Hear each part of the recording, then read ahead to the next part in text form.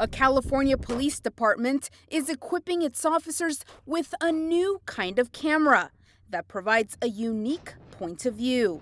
When it's on your gun, I think it's a little bit more of a bird's eye view of what I was actually seeing versus just being a camera just flat on my chest. Stephen Phillips is a police officer in King City. His department is the first in California to implement gun-mounted cameras, something Police Chief Robert Masterson said he hopes will provide transparency. I think this is just one more tool we can implement to provide what the public's demanding. As police departments across the nation grapple with a new wave of public scrutiny, especially after the high-profile death of George Floyd, a black man killed when a Minneapolis cop knelt on his neck.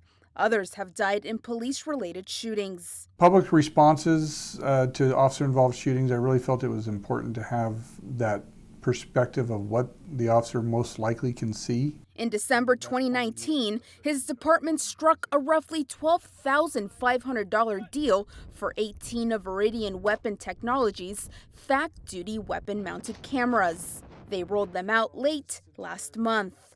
The technology works exactly as it sounds. Cameras are mounted along a rail on the bottom of a firearm's barrel and offer the visual perspective of the handgun in an officer's hands. Lines ready. They start recording once the gun is pulled from the holster, allowing for a clear view of the target. There are a lot of incidents of police abuse, complaints against police officer where the guns are not drawn. But Jay Stanley, a senior policy analyst at the American Civil Liberties Union, warns that there are limits to the technology. Even where a gun is drawn, they're not going to capture the context of events leading up to the point where the officer draws their gun.